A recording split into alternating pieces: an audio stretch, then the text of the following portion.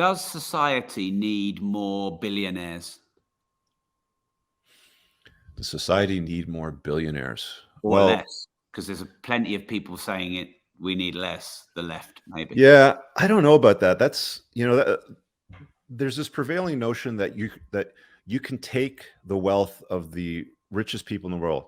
If you took the wealth of the most successful billionaires out there, put it in a big pile, and then divided it amongst the population, I have a strong suspicion that that wealth would find its way back in the pockets of the billionaires that you stole it from, probably within about 4 or 5 years, most of it anyway. So I think that's a delusional concept that, billionaires are bad and you have to steal their wealth and you have to redistribute. So there's that. Do we need good billionaires? Yeah, we need more Elon Musks of the world. I think we need less Bill Gates and a lot more Elon Musks. I don't think Bill Gates has done anything productive for the world aside from Microsoft. What he's done in the last few years with contributions to the whole scandemic thing, I'm not pleased with that guy. I think he's a menace to society at this point, and he should just retire and leave economics alone and culture and everything else alone. He's the largest landholder now in the United States, farmland holder, independent farmland holder. He's bought up that much farmland over the last number of years. So I don't know what this guy's plans are, but we need good billionaires. We need more Elon Musk of the world and less of the Bill Gates. Is there not an argument that Bill Gates has done a lot for various diseases and reducing them? I don't think so. No. What has he done? Apparently almost single-handedly reduced polio to virtually nothing. I've not seen that in my backyard. No. All I've seen is what he's done with this last scandemic and how he played such a strong role in the vaccination protocols, the encouragement that everybody takes it, the mandates, the lockdowns. He was part and parcel of a lot of those things with Fauci and all the other world leaders that subscribed to the New World Order that they were trying to purport. So I'm not familiar with anything he's done with polio, but then again, I've not seen polio in my lifetime. Why do you think that Bill Gates didn't just stick to tech? Well, he made such a vast fortune in it, and it seems like his position in the company ran its course. They didn't need him. And I think at some point as an entrepreneur, you get bored of your business too, don't you? I ran my debt settlement business for 12, 15 years before I realized that I think I've had enough. I want to move on to some other things. So I don't see a lot of large, billion-dollar companies keep the founder around for a lifetime. It doesn't seem to happen very often. I'm sure at some point Elon Musk will find a way to release himself of his duties to Twitter and Tesla and the like as well, and focus on other projects that are going to demand more of his time. And why do you prefer someone like Elon Musk over someone like Bill Gates? Well, he's solving real problems that matter. One of the things that I admire him for, and he's not a perfect man. Like I've certainly criticized Elon Musk over the years too, but for us to survive as a species, we're going to have to be multiplanetary, right? If there's a giant meteor or a rock or a comet or something that's finding its way towards Earth, that's an extinction level type of event if it's big enough, and it's going to wipe out a good chunk of the population. So he's doing things for the betterment of humanity. Neuralink is another project that he's working on, which he gets some criticism for. But I think the inherent baseline nature of what he's trying to use that for is going to improve lives as well. I'm not sold on the whole electric car thing. I'm still a big petrol head, and I like the internal combustion engine, but I see where it's going.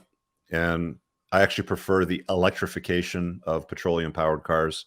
So there's that seems to be working. But yeah, I think overall he's contributing net positive to society, if I can put it that way. Do you think we have free speech in the world right now? No. Why not? Absolutely not. We have some platforms that are improving that, like with what Musk has done with Twitter.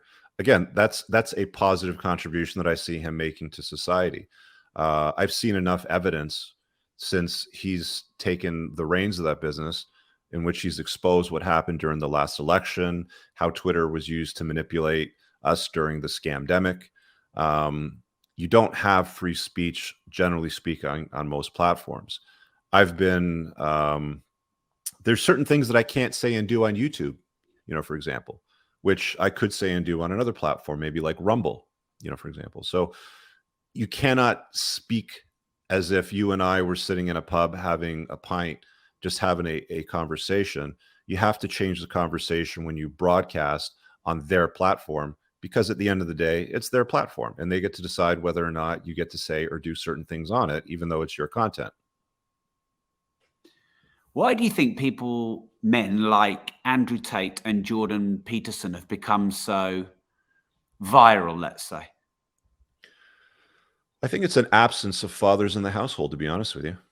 And in some cases, it's fathers that have been pushed out of the household by difficult mothers. In some cases, they're just loser fathers that shouldn't have been fathers to begin with, or they were like pieces of furniture in the household. But either way, there's the removal of strong, conventional masculine men in the household. So you've got this generation of rudderless young boys and men that are looking for somebody to look up to.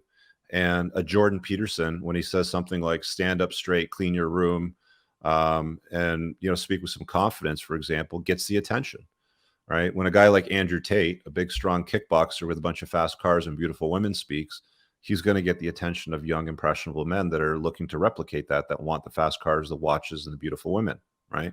So there's a vacuum, and it was created by, if you want to call it, the Matrix or whatever. We've changed the dynamic in which children grow up in households now dramatically. In my grandfather's era, there was no divorce. There was always a father around. He was the authority in the household. He had responsibility to the household along with authority in the household to run it as he saw fit, generally speaking. You don't have authority anymore in a household as a man. You have responsibility, as you always did, but they've stripped away the authority. And isn't that the very definition of slavery? Losing your authority, but having responsibility. So you've got a lot of these young men today that are looking for guidance. They're looking for a strong masculine role model. You're attracted to that. I remember vividly as a child watching things like Conan the Barbarian and Conan the Destroyer and thinking, wow, that's impressive. I want to look like that guy when I get older, right? And I had a father in the household, right? So the absence of having a father means that you're going to be seeking these strong alpha type of men because it's like gravity, man. It just sucks you into them, right? Just like a beautiful woman sucks you into their gravity, a strong, virtuous man that looks like he's doing something with his life and is competent and is influential and is interesting will get the attention of other people. And that's what Peterson and Tate, offer. And do you think Andrew Tate, Jordan Peterson, their net benefit for humanity? I believe so. Absolutely. I mean, I wouldn't listen to Jordan Peterson when it comes to advice on love and marriage. One of the things that he disappointed me in was that he published this 3-part series. I think it was on Daily Wire on marriage. And I thought, well, that was interesting because I followed him for a while. I have a chapter in my book on why smart men avoid marriage. So I wanted to hear what he had to say on it. So I subscribed and I listened to it. And it's like, it was all just man up, don't be a wimp, get married, do it in front of a church and the other people that you love. You just can't date a woman. You just can't live with a woman. It's degenerate, blah, blah, blah sort of thing. So I wouldn't listen to Jordan Peterson when it comes to marriage advice because there was nothing in there about, hey, does she have the bright triad, features of good woman? Does she have a personality disorder? Is she a single mom with 4 kids from 3 different fathers? Like there's things that you need to contemplate before you invite marriage into your life if you want to have a fun and easy marriage or a fun and easy relationship, with a woman. So I think he misses the boat in certain areas. It's the same thing with Tate. Like, I don't agree with everything that Andrew says. I like the guy. I think he's funny. I would love to do a supercar rally with him, of course. But does he get everything right? No, I don't think so. But I think he's a force, generally speaking, for good. For men and women, actually. If I can put it that way. I really hope you guys enjoyed that clip. If you want to watch the full-length podcast, you can find that over here, that clip's from. If you're newer to the channel, make sure you hit subscribe over here. And pin down below in the top comment, you'll find a bunch of useful links to my website, my supplement line, books, and a bunch of other stuff. Have an amazing day. Peace out.